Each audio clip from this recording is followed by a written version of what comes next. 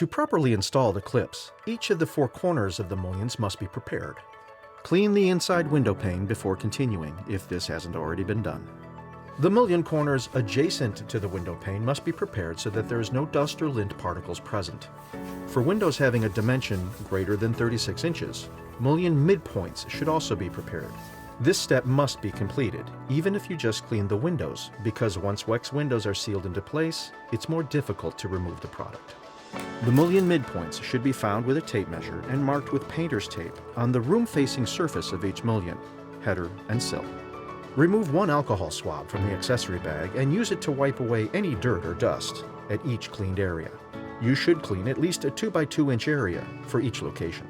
1 swab should be enough to clean up to 8 clip locations. Wipe each corner dry with a lint-free cloth or paper towel. Once the clip locations are clean and dry, you will be ready to install Wex Window. Go to wexenergy.com for more information or email info@wexenergy.com.